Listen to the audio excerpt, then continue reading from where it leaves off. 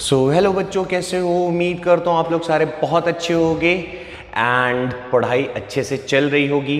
Class 11th वाले बच्चों को फिजिक्स में बहुत प्रॉब्लम आती है एंड मेरे पे थोड़ा सा ट्रस्ट करो, लिटरली बहुत मज़ा आने वाला है पूरी की पूरी फिजिक्स पढ़ने में। ठीक है, क्लास 11th का मैं ज़ीरो से ही स्टार्ट करने जा रहा हूँ और नो डाउट पहले आप लोग को mathematical tools, units and dimension, ये सारी चीज़ों का लेक्चर मैं पहले अपलोड कर चुका हूँ, लास्ट ईयर किया था, इस बार नहीं कर रहा हूँ। तो इस बार मैं उससे आगे कंटिन्यू कर रहा हूँ वेक्टर से। वेरी इंपॉर्टेंट बच्चा, वेक्टर की बहुत ज़्यादा इंपॉर्टेंस है पूरी की पूरी फिजिक्स में, है ना। बिना वेक्टर के अपन आगे बढ़ ही नहीं सकते हैं। जैसे ही अपन लोग 2D में पहुंचेंगे ना, कुछ भी पढ़ेंगे 2D में, तो बिना वेक्टर के वहाँ सॉल्व ही नहीं होगा, समझ गए। इसलिए वेक्टर जो है उसको हम लोग बहुत आराम से थोड़ा फील लेके पढ़ेंगे कि कैसे है, क्या है, क्यों है, वगैरह वगैरह। Okay, so let's start vector. तो अगर मैं बात करूं बच्चा कि फिजिकल क्वांटिटीज को, तो मैं तुम्हें चाहूंगा कि तुम्हें ना पूरी फील आ जाए कि अच्छा सर ये होता है वेक्टर। चलो देखते हैं, बढ़िया से डिटेल में पढ़ते हैं। तो लेट अस स्टार्ट वेक्टर। ठीक है, एकदम मजे से, कुछ रटने वाली चीजें नहीं है बच्चा। अगर हम बच्चा फिजिक्स में फिजिकल क्वांटिटीज को चाहें तो दो पार्ट में डिस्ट्रीब्यूट कर सकते हैं। वैसे तो तीन होता है ना। चलो मैं तीसरा भी ले लेता हूँ, एक पार्ट और होता है। ठीक है, इसके बारे में लास्ट में डिस्कस करके, और मैं चाहूँगा कि आप लोग डेफिनेशन या फिर ऐसा हो रहा है तो बस याद कर लो, इस पर एकदम मत जाना। हर एक चीज़ का रीज़न है और यकीन मानो, थोड़ा सा ट्रस्ट करो, कसम से बता रहा हूँ, हर चीज़ का मैं रीज़न आपको दूंगा, कुछ भी रटने की ज़रूरत नहीं है। एंड फिजिक्स तो बच्चा ऐसा नहीं कि हर चीज़ तो अपने आसपास हो रहा है यार, तुम्हारे सुबह उठने से लेकर शाम तक में पूरी फिजिक्स ही चल रही है, यकीन मानो। चलो, तो हमने कहा कि बेसिकली हमारे पास, मैं अभी लिख रहा हूं बच्चा यहाँ पे, scalar quantity and vector quantity. ठीक है, हमने फिजिकल क्वांटिटी को दो पार्ट में बांट दिया, scalar and other one is vector. एक और है जिसका मैं यहाँ पे नाम लिख रहा हूँ, उसको मैं फिर डिटेल में आपको बताऊंगा, टेंसर क्वांटिटी। ठीक है, जैसे कि आप लोग को याद होगा बच्चा, क्लास 9th में जब अपन पढ़ाई करते थे तो उस टाइम पे आपने पढ़ा होगा थोड़ा बहुत कि सर स्केलर क्वांटिटी जिसके पास मैग्नीट्यूड हो, देखो इधर, ओहो मैं गड़बड़ लिख रहा हूँ, जिसके पास मैग्नीट्यूड हो। वेक्टर क्वांटिटी के बारे में आपने क्या पढ़ा था? जिसके पास मैग्नीट्यूड प्लस डायरेक्शन हो। ठीक है, अब मैं कहता हूँ कि यार जरूरत ही क्यों है ना, क्या जरूरत है कि हमने इसको स्केलर और वेक्टर में बांटा? सर सिर्फ इसलिए कि इसके पास मैग्नीट्यूड है, इसके पास डायरेक्शन है। तो बच्चा ऐसा कुछ थोड़ी होगा कि रात को साइंटिस्ट सोया हुआ था और भगवान जी उसके सपने, सॉरी साइंटिस्ट टाइम नहीं बना होगा ना, मतलब कोई सोया होगा और ऊपर वाले ने कान में बोल दिया कि सुबह उठ के तू एक स्केलर और एक वेक्टर बना। ऐसा नहीं होगा। हम कुछ भी चीज़ें करते हैं बच्चा तो वो हमारी ज़रूरत होती है, समझ रहे हो। जैसे अगर मैं तुमसे एक सिंपल सी बात बोलूँ तो हर चीज़ का एक मोटो होता है, बिना मोटो का कोई चीज़ नहीं किया जाता है।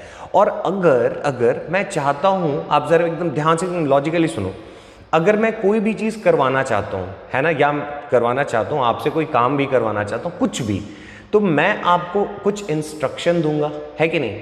और वो जो इंस्ट्रक्शन होना चाहिए वो कंप्लीट होना चाहिए, क्योंकि जब तक आपको प्रॉपर इंस्ट्रक्शन नहीं मिलेगा तब तक आप उस काम को कर ही नहीं पाओगे। समझ रहे हो मेरी बात को? यार तुझे IIT की तैयारी करनी है, मेडिकल की तैयारी करनी है, अब तुझे पता ही नहीं कि यार सिलेबस क्या है, तो तू क्या ही पढ़ाई करेगा? समझ में आ रहा है? तो कुल मिला के ऐसा है कि हम अगर कोई चीज़ को करवाना चाहते हैं तो हमें एक प्रॉपर इंस्ट्रक्शन देना पड़ता है, यानी या फिर मैं बोल सकता हूँ मुझे एक प्रॉपर इंफॉर्मेशन देना होगा। उस प्रॉपर इंफॉर्मेशन के बेसिस पे ही हम क्या कहते हैं कि अगर हमने उसको प्रॉपर इंफॉर्मेशन दिया है तभी वो चीज़ हो पाएगी, वरना नहीं हो पाएगी। ठीक है, चलो, तो अब हमने देखा बच्चा कि कुछ ऐसी क्वांटिटीज़, और ऐसा नहीं कि हमने कुछ ऐसी क्वांटिटीज़ नहीं, मतलब कुल मिला के ऐसा है कि हमने प्रैक्टिकली ऐसा फील किया, ऐसा होता है। जैसे मैं आपको छोटा सा एग्जांपल समझाता हूँ तो आपको ये लॉजिक समझ में आएगा, और मैं थोड़ी बातें और भी इसके ऊपर डिस्कस करूँगा, एकदम आराम से पढ़ते हैं। जैसे मैंने आपसे कहा, वैसे क्लास 9th के बच्चों को भी आता है, अगर आपको ये चीज़ पता है तो आगे भगा सकते हो, बाकी फील करना है प्रैक्टिकली तो देखो। ओके, जैसे मान लो यार तू पढ़ लिख के बड़ा आदमी बन गया, नहीं पढ़ लेके तो मान ले क्या बोलते हैं, ड्राइवर बन गया हवाई जहाज का, है ना। बोलोगे सर ड्राइवर थोड़े थे हवाई जहाज में, उसमें तो पायलट होते। मैं कहा चल ठीक है यार, पायलट ही, मैं पायलट की ही बात कर रहा हूँ।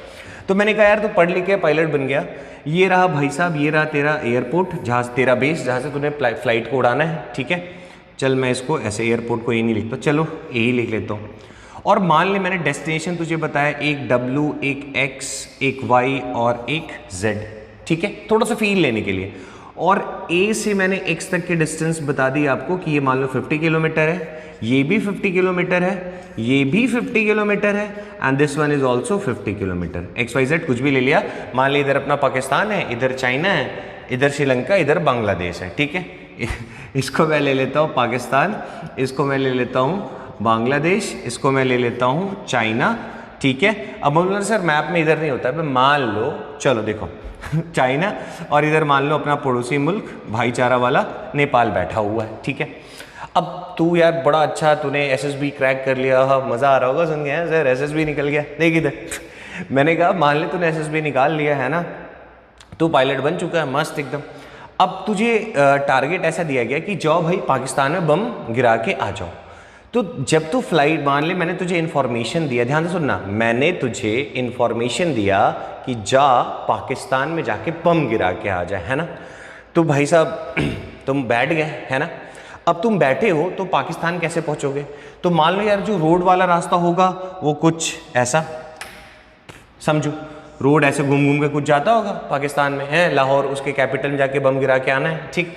तो क्या जब तू फ्लाइट उड़ाएगा तो तू थोड़े ऐसे रोड देखते हुए उड़ेगा, जहाँ पे स्पीड ब्रेकर आएगा वहाँ पे रुक जाएगा, है ना, समझ रहा है। अगर नदी आ गई तो सोचेगा नाव से पार होगा, ऐसा तो कुछ होने वाला नहीं है ना। रास्ता उसका हो सकता है, उसका घूमता फिरता टेढ़ा मेढ़ा ऊपर नीचे जो भी हो, समझ रहे हो, ऐसा हो सकता है। अच्छा, अब सुन, मैंने तुझसे कहा कि जाके मैंने तेरे को इन्फॉर्मेशन दी कि भाई तेरे बेस से जहाँ से तू फ्लाइट को उड़ा रहा है वहाँ से पाकिस्तान 50 किलोमीटर दूर है। मैंने तेरे को सिर्फ इतनी इन्फॉर्मेशन दे दी। क्या सिर्फ इतने इन्फॉर्मेशन से ही तू कभी पाकिस्तान पहुँच पाएगा? सोच के देख। क्या अगर मैं तुझे इन्फॉर्मेशन दे दूँ कि 50 किलोमीटर अपने जो भी तेरा जेट प्लेन उसको उड़ा और उड़ा के पाकिस्तान में बम गिरा के आ जा, तो ये पॉसिबल तो है नहीं कि केवल 50 किलोमीटर बता देने से तू बम गिरा के आ जाएगा। हवा में पाकिस्तान लिखा हुआ थोड़ी होगा, या एरो ऐसे बना हुआ कि भाई देखो ऐसे एरो इधर जाना है, रोड पे तो फिर भी बना हुआ रहता है ना। तो भाई 50 किलोमीटर में तो बांग्लादेश में भी है, नेपाल भी है, चाइना भी है, समझ रहे हो। तो हमने जाके इधर गिरा दिया तो बवाल हो जाएगा, हमें तो यहाँ पे बम जाके गिराना है, समझ रहे हो। तो जब मैं इसको इन्फॉर्मेशन दे रहा हूँ, इसको नहीं, अब तू है ना पायलट, है ना ड्राइवर, देख इधर, तो तुझे मुझे क्या बताना पड़ेगा कि यार तू 50 किलोमीटर, मान ली ये ईस्ट है, ये वेस्ट है, ये नॉर्थ है, ये साउथ है। अगर मैं तुझे इन्फॉर्मेशन दूं कि 50 किलोमीटर नॉर्थ की तरफ जा तो तुझे पाकिस्तान मिलेगा, वहाँ बम गिरा के आ जा, तो ये कंप्लीट इन्फॉर्मेशन हुई ना। तो मुझे यहाँ पे कंप्लीट इन्फॉर्मेशन क्या देनी पड़ी? 50 किलोमीटर नॉर्थ। समझ में आ रहा है कि नॉर्थ में जाके बम गिराना है। तो यहाँ पे मुझे 50 किलोमीटर मैग्नीट्यूड के साथ साथ तुझे डायरेक्शन भी बताना कंपलसरी है। और भाई जो जेट प्लेन होता है वो रोड देख के तो नहीं उड़ता ना भाई साहब, वो तो यहाँ से टेक ऑफ करेगा और वहाँ जाके बम गिरा देगा। तो एरोप्लेन रोड देख के ऐसे नहीं चलता बच्चा, वो क्या करता है, इनिशियल और फाइनल पोजीशन के बीच का ये क्या होता है, शॉर्टेस्ट डिस्टेंस, और you can say shortest path, उसको सीधा उड़ना है, उड़ा के गिर के आ जाएगा। तो एक्चुअल में एरोप्लेन जो होता है वो क्या कवर करता है, वो डिस्प्लेसमेंट कवर करता है ना। तो जो चीज़ डिस्प्लेसमेंट कवर कर रही है तो उसको डायरेक्शन बताना पड़ेगा, तब जाके अपना काम बनेगा, तब जाके जो हमने इंफॉर्मेशन दी है वो कंप्लीट इंफॉर्मेशन होगी, और जो हम काम करवाना चाहते थे वो काम हम करवा पाएंगे। तो थोड़ा सा फील हुआ कि हाँ सर यहाँ पे डायरेक्शन की ज़रूरत है कि नहीं है। अच्छा, अब जरा सुन, मैं मार्कर फेंक के तेरे नाक पे मारना चाहता हूँ, तो अगर मैं पर्टिकुलर एंगल पे जब मारूंगा तभी वो जाएगा, समझ रहे हो। मैं अगर मार्कर फेंक के तेरे नाक पे मारता हूँ तो इसको पर्टिकुलर एक एंगल पे मैं फेंकूंगा तभी नाक पे लगेगा। बेटा इधर उधर लग गया ना तो आँख उख चल जाएगा, समझ रहे हो कि नहीं समझ रहे हो। अब जब मैं फेंकूंगा तो मार्कर, क्या मान ले तू मेरे सामने बैठा है, सामने एक बेंच या डेस्क ऐसे रखा हुआ है, तो मार्कर ऐसे जाके रजनीकांत स्टाइल में थोड़ी लगेगा यार, वो तो सीधा जाएगा ना। तो मार्कर को जब मैंने फेंका तो इसने क्या कवर किया, तो बोलोगे सर इसने तो डिस्प्लेसमेंट कवर किया। तो डिस्प्लेसमेंट के केस में बच्चा डायरेक्शन मुझे पता होना चाहिए ना, तभी तो मैं जहाँ पे इसको हिट करना चाहते हो एग्जैक्ट वहीं पे जाएगा। मान लो वो शूटिंग वाला होता है ना गेम, ऐसे करके वो बुल्स आई ऐसे करके लगा रहे होते हैं निशाना, तो एकदम पर्टिकुलर ऐसे ऐसे करके एकदम पर्टिकुलर एंगल पे टुचुक करके करते हैं तब जाके लगता है। ऐसा तो नहीं होता यहाँ से ऐसे मान लो ऐसे बंदूक से गोली चलाई है, गोली जूम टेढ़ा होके जाके लग रहा है, ऐसा तो नहीं रहता ना कि रास्ता है ऐसे घूम घूम के जाके लगेगा। तो वहाँ पे भी जो चीज़ें डिस्प्लेसमेंट कवर करती हैं तो वहाँ पे हमें डायरेक्शन की ज़रूरत होती है। समझ में आया? थोड़ा सा इंट्रोडक्शन से मैंने लंबा कर दिया। अब ज़रा सोच, तू जब दुकान वाले के पास जाता है, ठीक है, तुझे मान ले आलू खरीदना है ना, या प्याज खरीदना है, ठीक, या मान ले तू पेट्रोल की दुकान पे जब जाता है, अच्छा सर पेट्रोल का दुकान नहीं होता, मैं कह चल ठीक है भाई, जब तू अपनी गाड़ी में पेट्रोल डलवाने जाता है तो उसको क्या बोलता है कि भाई 2 लीटर पेट्रोल दे दे, 5 लीटर पेट्रोल दे दे, 100 रुपये का पेट्रोल दे दे, सिर्फ इतना ही बोलता है कि नहीं? वहाँ पे अपन लोग सिर्फ और सिर्फ किसको मेंशन करते हैं?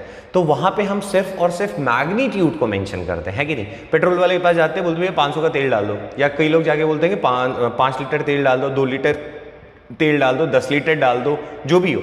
तो यहाँ पे हमें मैग्नीट्यूड की जरूरत पड़ती है। हम पेट्रोल पंप वाले को ऐसे नहीं बोलते कि भाई पहले लेफ्ट जा फिर राइट जा फिर 30 डिग्री मुड़ के 45 पे आके 60 पे जाके अप जाके डाउन जाके फिर तेल डाल। बेटा ऐसे बोलोगे ना पागल समझेगा, लगाएगा कान के नीचे, बोलेगा भाग यहाँ से, नहीं देना तुझे पेट्रोल। समझ में आ रहा है? वैसे दुकानदार भाई से साहब के पास जब अपन जाते हैं तो उसको बोलते भाई 2 किलो आलू दे दो, ये नहीं कहते उसको कि लेफ्ट जा राइट जा, है ना, फिर डाउन जा फिर अप जा फिर 30 डिग्री 40 डिग्री आलू ला के दो, ऐसा नहीं बोलते उसको क्या बोलते हैं? 2 किलो आलू दे दो। तो वहां पे मुझे सिर्फ किसकी जरूरत पड़ी? मैग्नीट्यूड की। 2 किलो 4 किलो 10 किलो। तो ऐसी क्वांटिटीज जिसको एक्सप्रेस करने के लिए मुझे सिर्फ और सिर्फ मैग्नीट्यूड की जरूरत हो, that is called scalar quantity. And जिसको एक्सप्रेस करने के लिए बताने के लिए मुझे मैग्नीट्यूड और डायरेक्शन दोनों की जरूरत पड़ती है, that is called vector quantity. Vector में एक चीज मैं और ऐड करूंगा बच्चा, इसको आप लोग नोट करते चलो, चाहो तो ना चाहो तो मेरा क्या जाता है, चल इसमें तेरा घाटा, मेरा कुछ नहीं जाता। आगे सुनो आगे सुनो। अच्छा, वेक्टर क्वांटिटी में एक और चीज इंपॉर्टेंट होती है, ठीक है, विच फॉलोज वेक्टर लॉ। एक्चुअली ना अपन लोग सारा का सारा जो मतलब मेहनत है ना वो इसी पे ही करने वाले हैं, वेक्टर लॉ के ऊपर, ठीक है। मैं तुम्हें थोड़ी सी फील देता हूँ तो तुझे समझ में आएगा अच्छा वेक्टर लॉ लग कैसे रहा है, ठीक है। जैसे मैं तेरे को एक सिंपल सा एग्जांपल दूं, अपन लोग इस पे क्वेश्चंस भी करने वाले आगे चल के, मैं बस तुझे थोड़ी सी फील दे देता हूँ। यार याद कर, जैसे मान ले मैं इधर ऐसे करके खड़ा हूँ, ठीक है, बढ़िया फर्स्ट क्लास एकदम, कोई दिक्कत नहीं है मुझे, ठीक, और मेरे तरफ मान ले कोई है जो मुझे इस तरफ खींच रहा है, तो अगर मुझे कोई इस तरफ खींचेगा तो मैं ऐसे चला जाऊंगा, है कि नहीं। अगर कोई मुझे इधर खींचेगा तो मैं ऐसे चला जाऊंगा। मुझे बच्चा वो खींच रहा मतलब मेरे ऊपर फोर्स लगा रहा है। बचपन में पढ़ा है force is the vector quantity, पढ़ा है कि नहीं पढ़ा अपन ने? किसी ने इधर खींचा मैं इधर चला, किसी ने इधर खींचा मैं इधर चला। अब जरा सोच, अगर कोई दोनों मुझे ऐसे करके इस तरह से खींच रहा होगा तो मैं ऐसे आगे चला आऊंगा। समझ में आ रहा है? जब मुझे कोई मान लो तुम हो, एक तुम्हारा दोस्त है, दोनों ने पकड़ के मेरे को ऐसे खींच लिया, और राहुल सर मेरी तरफ, और दोनों ने मेरी तरफ करके खींच लिया, मैं ऐसे सेंटर में आ जाऊंगा। ना मैं इसकी तरफ ना मैं इसकी तरफ, मैं किसी की तरफ नहीं जाऊंगा, मैं सेंटर की तरफ मुझे इफेक्ट दिखेगा। मतलब क्या हुआ सर फोर्स इधर लगा, एक फोर्स इधर लगा, बट इसका जो रिजल्ट था, जो इसका इफेक्ट था, वो मुझे किधर की तरफ मिला? सेंटर की तरफ मिला। अभी अपन लोग ना इस चीज को वेक्टर लॉ में बहुत अच्छे से एक्सप्लेन करेंगे।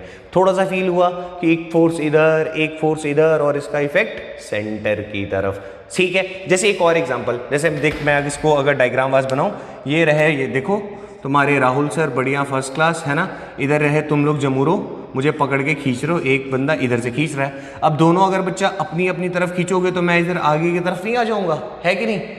जैसे अगर मान लो और भी एग्जांपल लूँ, मान लो गड्ढे के अंदर तू गिरा हुआ है, मैं तुझे बचाना चाहता हूँ, है ना, और यहाँ से मैं हूँ और एक मेरा फ्रेंड है, हम लोग दोनों पकड़ के ऐसे इस तरफ खींच रहे हैं, समझ रहे हो, ऐसे धागा ऐसे बंधा हुआ है ऐसे करके। तो ज़रा सोच, अगर मैं और मेरे दोस्त दोनों, तो एक दोस्त इधर से खींच रहा है, एक फ्रेंड मेरा इधर से खींच रहा है, तो तू ऊपर की तरफ लिफ्ट हो जाएगा। तो फोर्स तो इधर लगा, अरे फोर्स तो इधर लगा, बट रिजल्ट किधर मिला? तो सर सेंटर की तरफ मिला, कुछ इस तरह। इन दोनों के सेंटर मत बोलो, इन दोनों के बीच में कहीं हमें दिखाई देगा। समझ गए इफेक्ट? इसी तरह अगर मैं और एक एग्जांपल लूं कि मान लो भाई साहब ये नदी बह रही है ना, और मैंने तुझसे कहा कि अगर तू तैर के सीधा इस पॉइंट ए पे पहुंच गया तो मैं तुझे 50 लाख रुपए का इनाम दूंगा।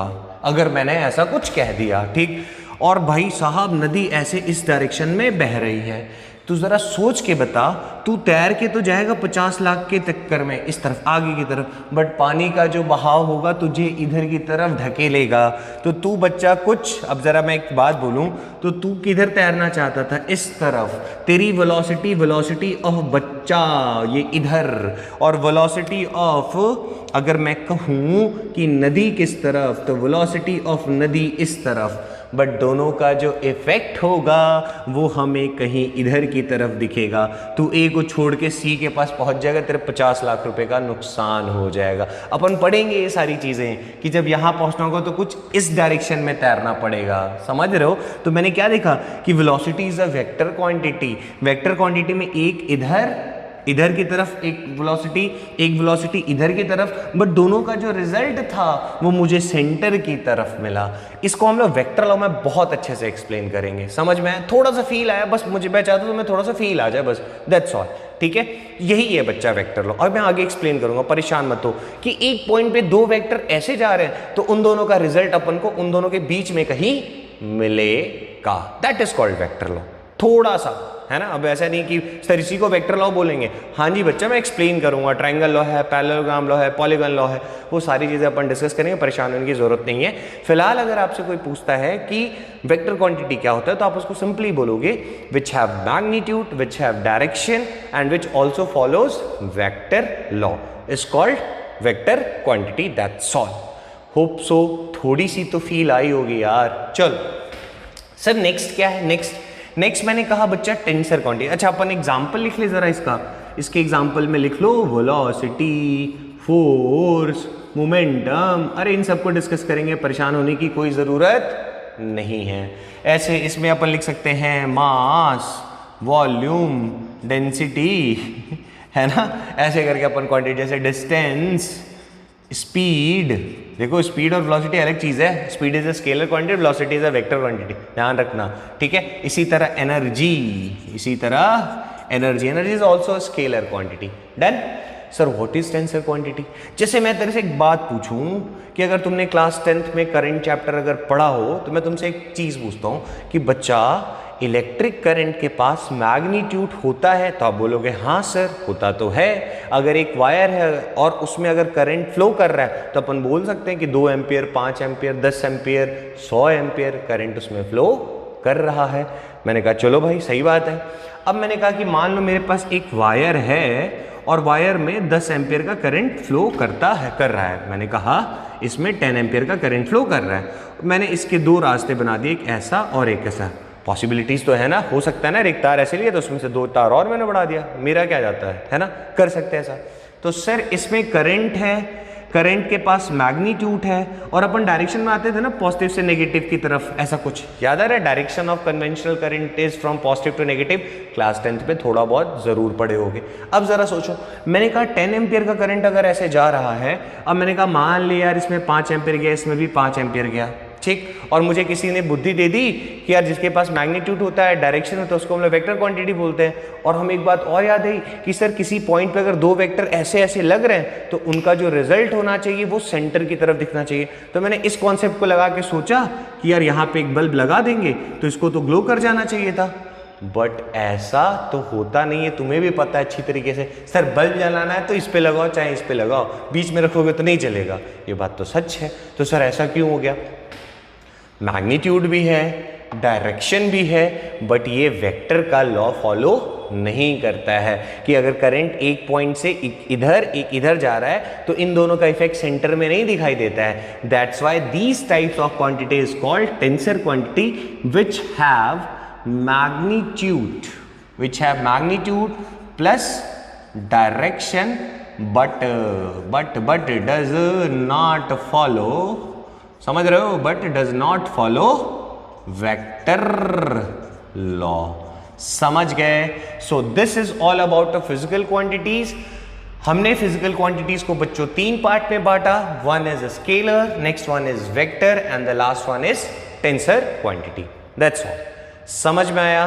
फील आना चाहिए, बाकी तो अपन कर लेंगे। इसको बच्चों आप लोग नोट डाउन करो, तो हम लोग फिर करते हैं इसके आगे स्टार्ट। नेक्स्ट है बच्चा हमारे पास कि वेक्टर्स को रिप्रेजेंट कैसे करते हैं। ठीक है, सिंपल सा, एकदम आराम से करेंगे, मजे से करेंगे, मेरे साथ चलते रहो, मजा आएगा। ओके चल, तो सर आगे बताइए क्या करें। क्या सर आप आईआईटी लेवल तक का पढ़ाएंगे या मेडिकल लेवल तक का पढ़ाएंगे या केवल स्कूल एग्जाम के लिए पढ़ाएंगे? तो बच्चे वो मेरे लेक्चर्स थोड़े लेंदी होंगे। बहुत सारे यूट्यूबर्स पे यूट्यूब पे टीचर्स हैं जिनके लेक्चर्स हैं 1 शॉट में ख़त्म हो जाता है। जूनियर सेक्शन का ख़त्म हो सकता है, बट यार मैं जल्दी नहीं ख़त्म करना चाहता। मैं चाहता हूँ अगर आपको स्लो लग रहा है तो आप लोग थोड़ा फास्ट करके देख लो। बाकी अगर आपको और भी डाउट्स आते हैं तो आप मेरे से पर्सनली कनेक्ट हो सकते हो। साइंस कॉन्सेप्ट समझाएगा करके आप इंस्टाग्राम पे मुझे डीएम कर सकते हो, या दुबे देव राहुल नाम से भी इंस्टाग्राम पे डीएम करोगे, मैं आपको वहाँ पे रिप्लाई दे दूंगा। ओके चलो सर आगे बताइए। चलो बच्चा ज़रा सा वेक्टर्स की रिप्रेजेंटेशन देख लेते हैं, है ना। वेक्टर रिप्रेजेंटेशन सर कैसे हम लोग इसको दिखाते हैं? जैसे तुम लोग शादी में जाके अपने आप को रिप्रेजेंट करते हो ना, वो कोट शॉट मार गया पूरे टेशन में, ठीक है। वेक्टर कैसे टेशन मारता है? जैसे बच्चा वेक्टर को अगर अपन लोग को रिप्रेजेंट करना होता है तो बेसिकली वेक्टर कर क्या रहा है? डायरेक्शन तो बताता है ना। जरूरत देखो मेन, हाँ नो डाउट मैंने कहा वेक्टर लॉ फॉलो करता है, बट मेन जो पॉइंट है उसका वो क्या है कि वेक्टर रिप्रेजेंट डायरेक्शन, है ना। डायरेक्शन के लिए अपन लोग उसका यूज करते हैं, ठीक है। अच्छा सर, तो सर डायरेक्शन कैसे देखते? तो यार अपन रास्ते में चलते तो एरो नहीं लगा हुआ रहता है, लेफ्ट लीजिए राइट लीजिए, वैसे ही कुछ। तो वेक्टर को रिप्रेजेंट करना होता है तो कुछ ऐसे कर देते हैं, ये रहा मेरा वेक्टर ए, ये रहा मेरा वेक्टर बी, ये रहा मेरा वेक्टर सी। मैं बनाता जाऊं कोई फर्क नहीं पड़ता है। तो वेक्टर को अपन ऐसे करके दिखाते हैं कि ये डायरेक्शन ये किसको रिप्रेजेंट कर रहा है? तो डायरेक्शन को रिप्रेजेंट कर रहा है। सर क्या ऐसे बना सकते हैं? नहीं बचवा, ये लाइन हो जाएगा। वेक्टर के लिए अपन लोग ऐसे रे को यूज करते हैं, ठीक है। अच्छा सर आगे बताइए। सर इन तीनों, अच्छा अब सुनो मैं इसको थोड़ा बड़ा कर देता हूं, ठीक। इन तीनों में सिमिलैरिटी क्या है? तो सर सबका सब एक ही डायरेक्शन बता रहा है। इन तीनों में डिफरेंस क्या है? तो सर ये छोटा डंडा, ये उससे बड़ा डंडा, ये सबसे बड़ा डंडा। क्या इससे बड़ा बना सकते हैं? हाँ लो और बड़ा बना दो। तो डायरेक्शन वाइज तो ये क्या दिखा रहा है? एक तरफ मैग्नीट्यूड को बच्चा भी मैं बताऊंगा आप लोग को, ठीक है। तो अब इतना बड़ा बड़ा डंडी करके तो अपन नहीं दिखाते हैं, नॉर्मली अपन ऐसे दिखाते हैं, वेक्टर ए, वेक्टर बी। अच्छा मैंने पहले बना दिया, वो तेरी ऑटोमेटिकली हाथ चल रहा है, वेक्टर सी, ऐसे करके वो जो क्वांटिटी है उसके ऊपर ऐसे छोटा सा एरो लगा देते हैं। अब ये बड़ा है, इसको मैग्नीट्यूड वाइज अगर मैं बोलूँ तो ये रहा मैग्नीट्यूड को अपन रिप्रेजेंट करते हैं, ज़रा ध्यान रखना। अभी मैं समझाऊंगा, परेशान मत होना। मैग्नीट्यूड की जब मैं बात करूंगा तो इसको अपन रिप्रेजेंट करते हैं ऐसे करके, मॉड ऑफ ए, या फिर सिंपली ए लिख देते हैं, या मॉड ऑफ सी, समझ रहे हो, या फिर सिंपली सी लिख देते हैं, सॉरी बीटा और तेरी बी, या फिर मैं इसको सिंपली बी लिख सकता हूँ, या मॉड ऑफ सी, या फिर मैं सी। ये तरीका होता है बेटा किसी वेक्टर के मैग्नीट्यूड को रिप्रेजेंट करने का। अब ध्यान से देखो, ये छोटा है तो मैं ऐसे बोल सकता हूँ कि मैग्नीट्यूड ऑफ ए से बढ़कर मैग्नीट्यूड ऑफ बी से बढ़कर मैग्नीट्यूड ऑफ सी, सबसे बड़ा ये है, कुछ इस तरीके का, ठीक है। छोटी छोटी बातों पे और चर्चा कर लेते थोड़ी सी, है ना। छोटी छोटी बातों पे थोड़ा और डिस्कशन करते हैं, थोड़ा समझ में आया बच्चा। तो वेक्टर को जब रिप्रेजेंट करना, मालूम मैं कह रहा हूँ वेक्टर वी, तो आप ऐसे लिख दोगे, ये रहा सर वेक्टर बी, वी, है ना। मैं कहूँगा वेक्टर सी, आप कह देना वेक्टर सी। मैं कहूँगा वेक्टर राहुल, आप लिख देना राहुल मेरा नाम, ठीक है। मैं कहूँगा मैग्नीट्यूड कैसे लिखेंगे? आप बोलोगे सर मॉड ऑफ वी। मैं कहूँगा मैग्नीट्यूड सी का कैसे लिखोगे? Mod of C. Magnitude of Rahul कैसे लिखोगे? ये लो सर मॉड ऑफ राहुल। या फिर मैं सिंपली राहुल लिख दूंगा, या मैं सिंपली सी लिख दूंगा, या मैं सिंपली वी लिख दूंगा। कब? जब हम लोग मैग्नीट्यूड की बात करेंगे, ठीक है। थोड़ा सा और चीजें डिस्कस करते हैं तो मजा आएगा। चलो आप लोगों को बच्चों एक्सिस का थोड़ा बहुत ज्ञान होगा, है कि नहीं? एक्सिस सुना है, कभी ना कभी तो सुने होगे। देखो सर एक्सिस क्या है? तो ये रहा बच्चा तुम्हारा एक्सिस, समथिंग लाइक दिस, ठीक है। अच्छा सिंपली मैं बोलूँ कि कोऑर्डिनेट्स तो पढ़े हो थोड़ा बहुत, मैं कहूँगा इसका कोऑर्डिनेट बताओ, तो आप बोलोगे सर ये रहा x, ये रहा y। मैं पूछूंगा इसका कोऑर्डिनेट क्या होगा, तो आप बोलोगे x, y। खुश हो गए? पक्का? अब सुनो सर ये तो बहुत सिंपल सी बात होगी। अच्छा, अब जरा देखो, आसान था ना। चलो अब सुनो, तो मैं तुमसे एक छोटा सा तुमसे काम करवाना चाहता हूँ, और मैं मतलब ऐसा एक्सपेक्ट कर रहा हूँ कि आप लोग सब खुद से करोगे। ये बच्चा x एक्सिस, ये y axis and this one is z axis. 3 axis भी हो सकते हैं, समझ रहे हो। अगर मुझे इस बोर्ड के आगे आना है ना, इस बोर्ड के आगे आ रहा हूं मैं, मान ले कुछ ऐसा इस पोजीशन पे, तो देखो सॉरी यहाँ आ गया मैं, एक तो चिपक जाऊंगा तो सर x और y कोऑर्डिनेट्स मेरे बता दोगे मेरा पोजीशन क्या है। अगर मैं आगे आ जाऊं तो कैसे बताओगे, सर x पे इधर, y पे ऊपर और z पे इतना आगे की तरफ, अंदर घुस गया तो माइनस z, समझ गए। इधर प्लस x, इधर माइनस x, इधर प्लस y, इधर माइनस y और इधर को प्लस z, अंदर को माइनस z, समझ गए। चलो सर बात समझ में आई। अगर मैं तुमसे कहूं कि मेरा एक काम कर दो, सर कौन सा काम, देखो मैं तुमसे कितना काम करवाता हूँ, देखते जाओ बस, टुचुक ऐसा कुछ टै समथिंग। मान लो बच्चा ये क्यूब है, ये क्या है, एक क्यूब, थोड़ा दिमाग चलना चाहिए, समझ रहे हो ना। चुक ऐसा मुझे ब्लू से बनाना चाहिए था, है ना, थोड़ा सा अच्छा रहता। चलो देखो, मैंने कहा मान लो बच्चा एक क्यूब है और इन क्यूब के सारे एजेस या सारे वर्टिसेस जो हैं, इन सारे वर्टिसेस के आप लोग मुझे कोऑर्डिनेट्स बता दो। तो बोलोगे सर मान लो अगर इस क्यूब की साइड ए है तो ये कितना हो जाएगा बताओ, x एक्सिस पे ये a पे है, y पे तो कुछ नहीं, z पे बाहर निकला नहीं, तो a, 0, ठीक। चलो मैं तुम्हारे लिए थोड़ा आसान कर देता हूँ, इसको मैं 1 ले लेता हूँ, इसको 2, इसको 3, इसको 4 हो गए। चल 5, 6, 7, 8। तो मैं अगर आपसे पूछा कि बताओ कि 1 का कोऑर्डिनेट क्या होगा, तो आपने कहा सर a, 0, मैंने कहा बहुत बढ़िया भाई साहब। 2 का बता दो, तो बोलोगे सर ये a है ना, इधर a, ये भी a, तो ये हो गया, देखो x पे भी a है कि नहीं, y पे भी a, तो this coordinate will be a 0। Sir z पे क्यों नहीं लिया, बेटा आप जरा ध्यान से देखो, ये बाहर तो नहीं निकला हुआ है ना। अच्छा सर समझ में आ गया, ये भी आ गया, तो चलो ये भी हो गया, ये भी हो गया। चलो 3 का बताओ, तो 3 पे देखो बच्चा x पे तो 0, अरे यार x पे तो कुछ गया ही नहीं ना, 0। y पे देखो बच्चा ऊपर गया हुआ है तो a, और z पे बाहर तो निकला हुआ है नहीं, तो ये हो गया 0। समझ रहे हो, 3D में थोड़ा इमेजिन कर लेना। तो सर ये हो गया। चलो 4th का बताओ, सर ये तो बहुत ही सरस है, 0, 0, ये तो यहाँ पे भाई साहब बैठे हुए हैं, है कि नहीं। चलो आगे आ जाओ। अब मुझे बताओ 5th का क्या होगा। देखो 5th का, सर 5th का कैसे करें। मैंने कहा बच्चा देखो ये ऊपर गया हुआ है ऐसे करके जूम करके, तो x पे तो है, सॉरी x पे तो कुछ भी नहीं है, ये इस वाले पे z पे देखो बाहर की तरफ निकला हुआ। किसका कर रहा हूँ मैं, पॉइंट 5th का। तो देखो x पे तो ये गया नहीं है, किस पे है ये, z एक्सिस पे है, तो x तो हो गया बच्चा इसका कोऑर्डिनेट 0, समझ रहे हो। अच्छा सर y पे देखो ऊपर गया हुआ है, तो मैंने कह दिया a, समझ गए। और ऐसे सामने आगे की तरफ निकला हो, कितना आगे निकला हुआ है, क्यूब की साइड तो जितने भी साइड्स होते हैं कितना a का होता है, तो ये भी कितना हो गया a, समझ गए।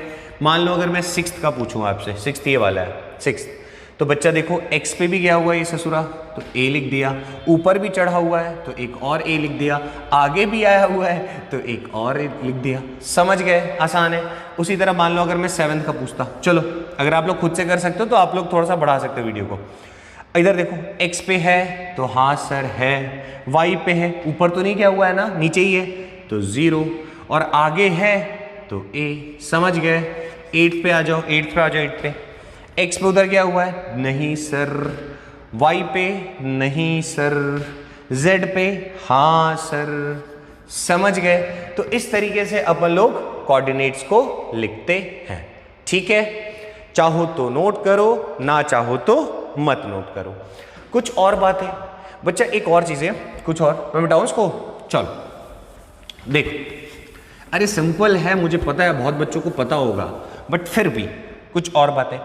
सर अभी तक जो आपने हमें ये कार्टेशियन सिस्टम पढ़ाया, एक्चुअल में कार्टेशियन सिस्टम ही पढ़ाया था, मैं एक्स वाई जेड आप लोग 10 तक में पढ़ चुके हो ये सारी चीज़ें। मैंने कहा था ना मैं 0 से पढ़ाऊंगा ताकि कोई बच्चा मेरा फर्स्ट लेक्चर भी देख रहा हो तो उसे मज़ा आ जाए, है कि नहीं। चल देख भाई, देख, समझो बाबू, समझो इशारे, सर बुलाए पढ़ लो तुम। चलो देखो, अच्छा एक बात बता बच्चा, अभी तक हमने जितने भी कार्टेशियन सिस्टम यहाँ पे बनाए वो सारे स्टैंडर्ड थे क्या सर? हमेशा ये वाला x, ये वाला y, ये वाला z? हाँ जी बच्चा, ये x, एक y, एक z, तीनों एक दूसरे के क्या होता है, हमेशा 90 डिग्री एंगल बनाते हैं, परपेंडिकुलर होते हैं। ये चीज़ तो दिमाग में रखना ऐसा। बाबू समझो इशारे x, ये रहा y, ये रहा z। समझ गए? इस ससुरे तीनों के तीनों हमेशा परपेंडिकुलर रहेंगे। इस बात का घमंड मत करना, बस ध्यान देना, ठीक है? क्या सर ये एक्सिसवा रोटेट कर सकता है? मैंने कहा हाँ जी बिल्कुल, इसको तुम ऐसे बना सकते हो, ऐसे बना सकते हो, ऐसे ऐसे ऐसे ऐसे जैसा चाहो वैसा बना सकते हो। अच्छा सर, हाँ जी बच्चा, आप कैसे भी इसको बना सकते हो। इसका क्या मतलब है सर? मैंने कहा मान लो मैं कुछ ऐसा बना दूं, टुचुक टुचुक 90 डिग्री है, समझ गए? सपोज कर लो ये रहा y, ये रहा x। सर ऐसा हो सकता है? हाँ जी बच्चा एकदम हो सकता है। मैंने कहा चांद से देखो, और कैसे बना दूं मैं कुछ ऐसा, समझ रहे हो? ये रहा 90 डिग्री। सर ये भी बन सकता है? हाँ जी बच्चा ये भी एकदम बन सकता है। मान लो ऐसे y था, y को मैंने ऐसे झुका दिया तो ये ससुरा बन गया x। समझ गए? एंगल हम इन दोनों में हमेशा 90 डिग्री ही बनेगा। सर z कहाँ होगा, z कहाँ होगा? मैंने कहा ये y है, ये x है, तो z ऐसे बाहर की तरफ होगा। तो सर बाहर वालों को कैसे रिप्रेजेंट करते हैं? तो बाहर के लिए अपन ये बिंदी लगा देते, दिस इज फॉर बाहर। समझ गए? पक्का? अब सुनो, और एक और सिंबल है हमारे पास क्रॉस वाला, ये होता है अंदर के लिए, ठीक है? डॉट फॉर बाहर, क्रॉस फॉर अंदर। होगी छोटी छोटी बातें, आ जाओ इसको नोट कर लो आप लोग थोड़ा सा। अब हम लोग आगे चलते हैं।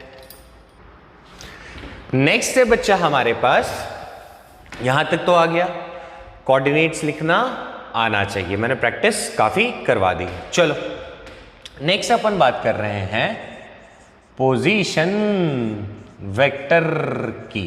किसकी बात कर रहा हूं मैं? पोजीशन वेक्टर की। सर कैसे लिखते हैं?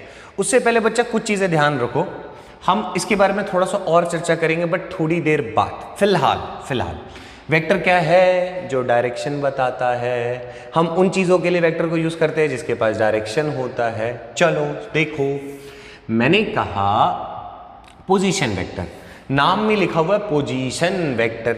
बच्चा अगर मुझे किसी को ये बताना है कि कहां पर है वो, सर क्या बोल रहे हो आप?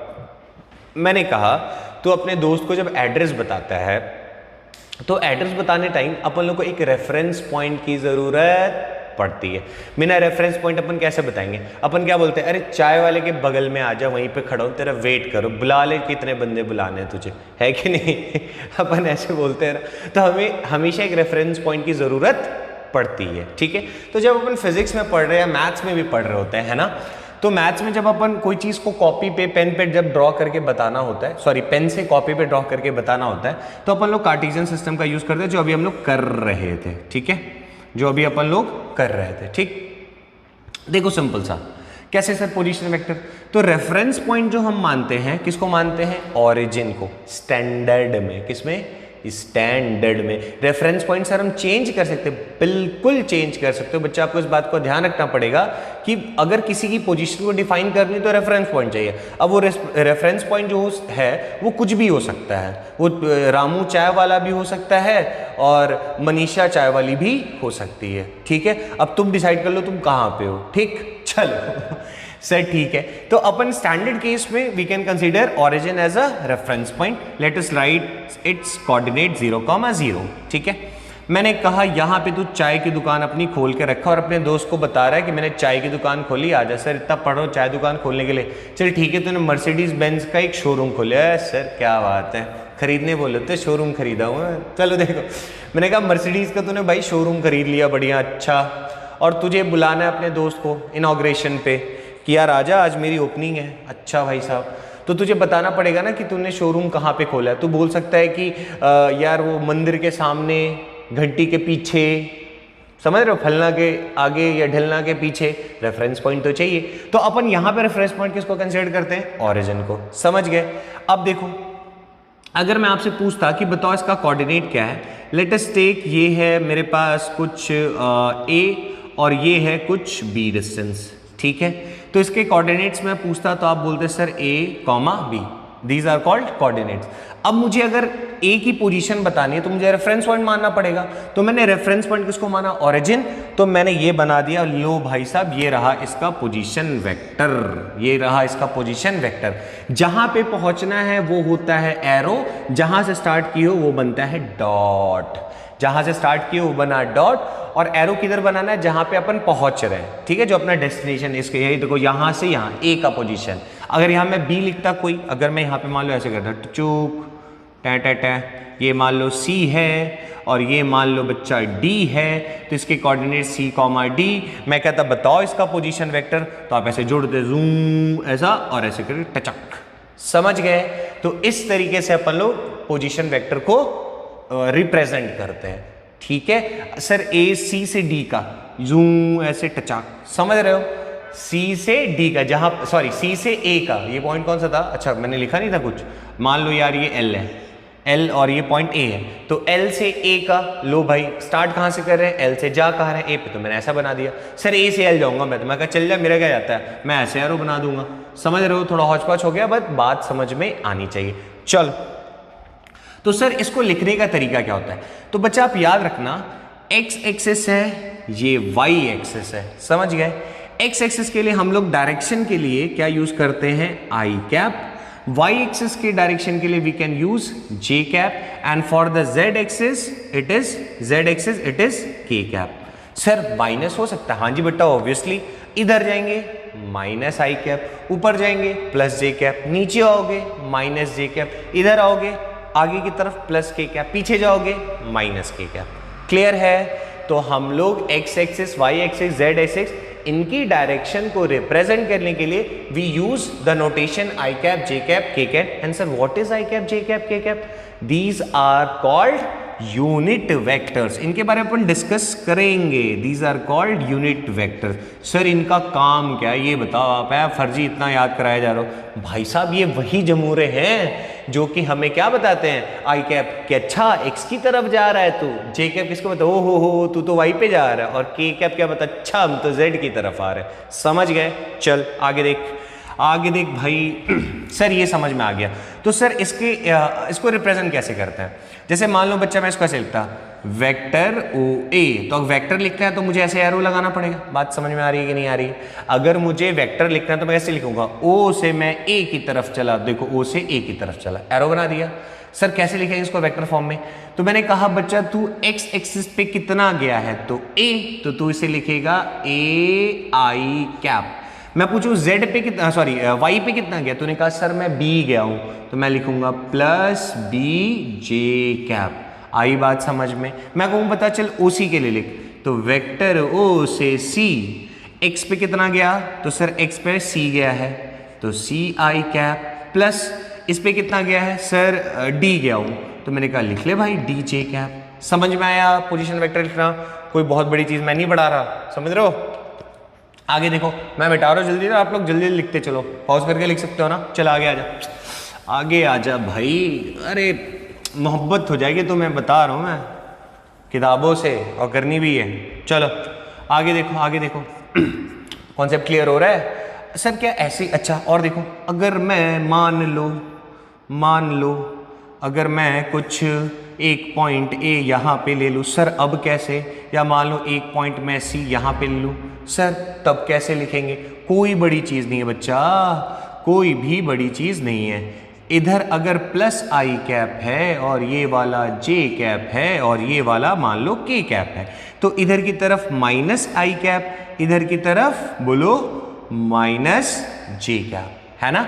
मान लेते हैं, चलो ये कुछ भी, लेट अस टेक इसके कोऑर्डिनेट्स लिखते हैं। सपोज करो ये तुम्हारा 2 है और ये तुम्हारा 4 है, -4 ना बच्चा, इधर प्लस में तो इधर माइनस में, तो 2, -4, और मान लो ये पॉइंट मैंने ऐसे ले लिया टुचुक, मान लो ये है आपका -2, ये है आपका +4, तो इसका कोऑर्डिनेट हो जाएगा 4, -2।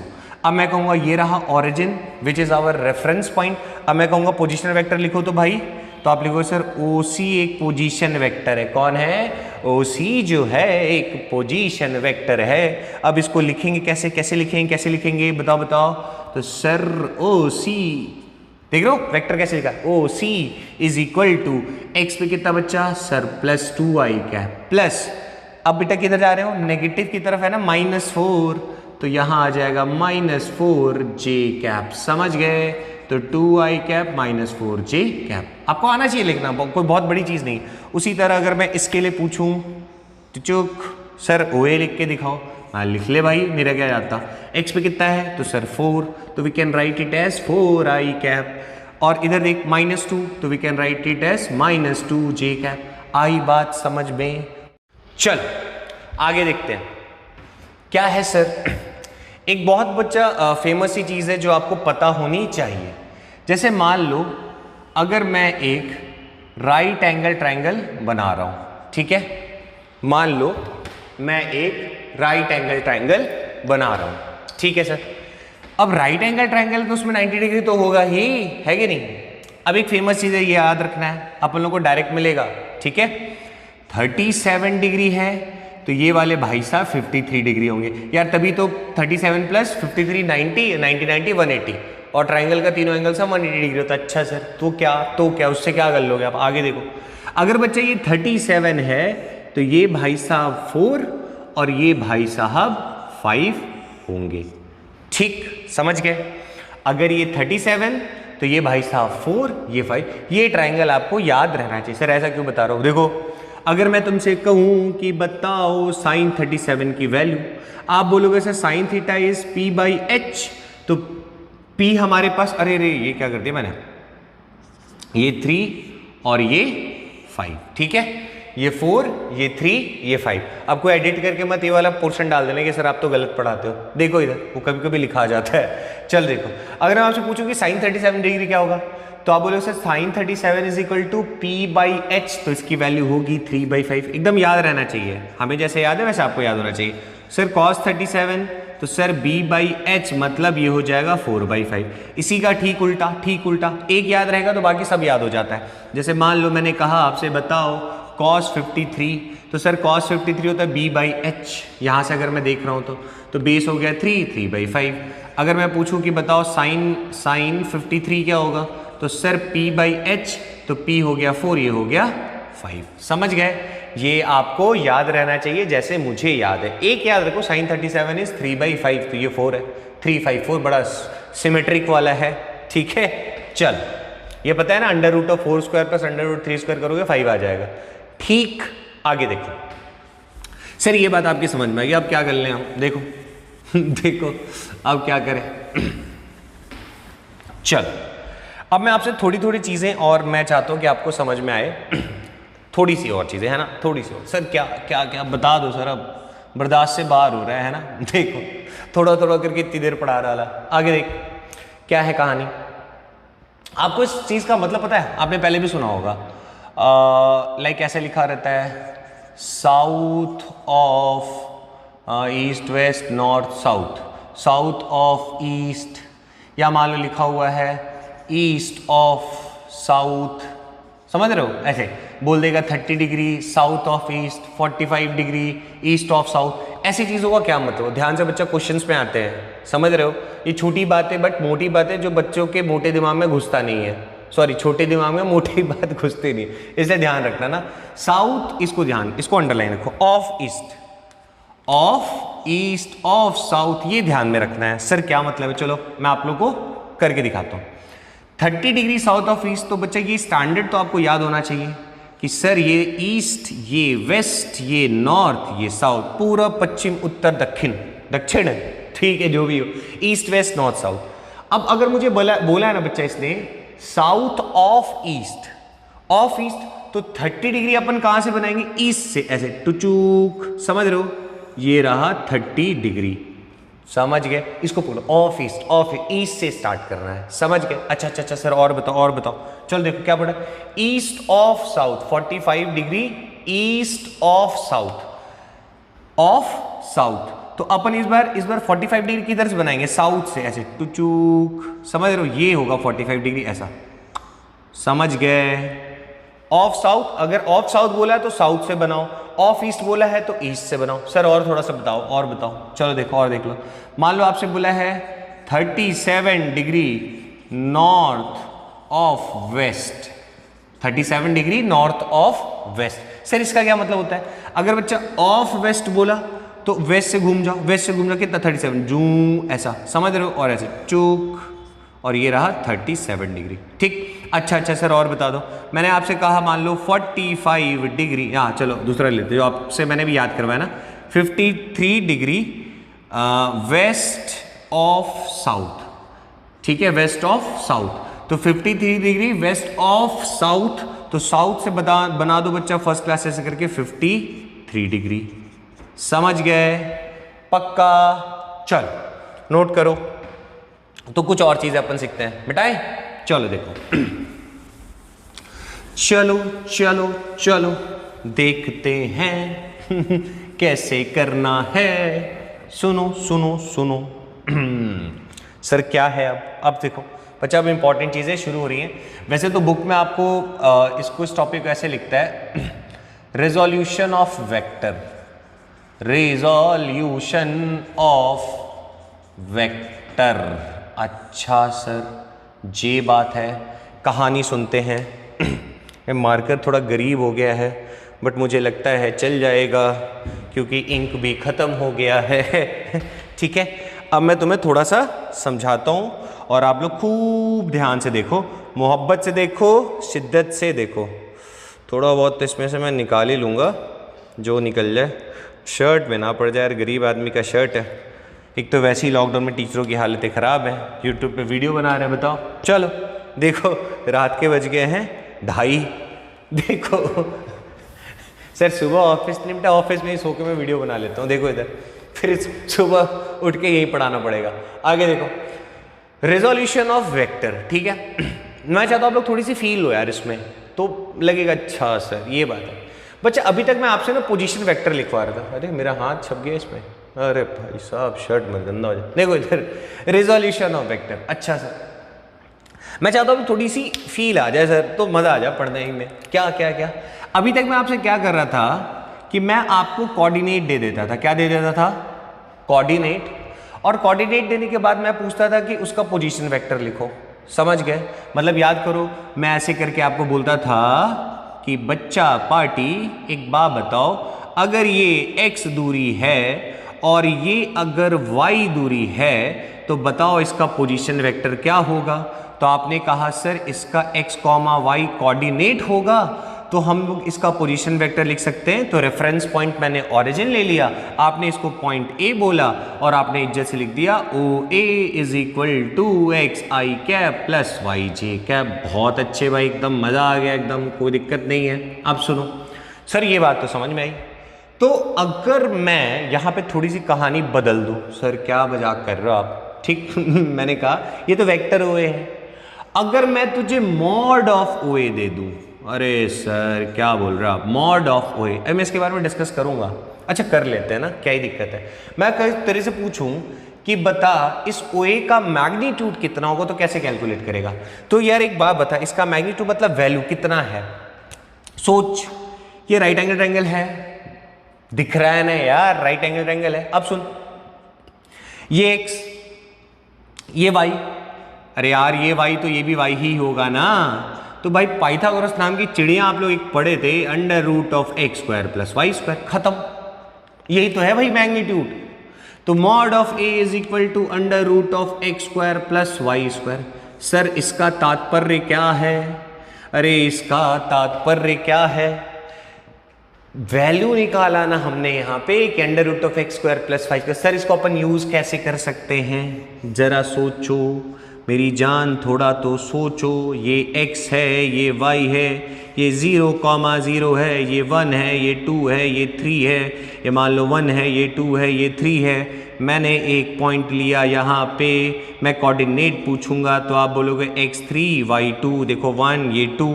मैंने कहा बताओ इसका मैग्नीट्यूड, किसका? पोजीशन वेक्टर का मैग्नीट्यूड, यानी यहाँ से लेकर यहाँ तक की दूरी कितनी है ये बताओ। तुमने x से बता दिया 3, y से बता दिया 2, लेकिन एग्जैक्ट ओरिजिन से कितनी दूर पे? तो आप बोलोगे सर ये 3 है, ये 2 है, तो under root of 3 square plus 2 square.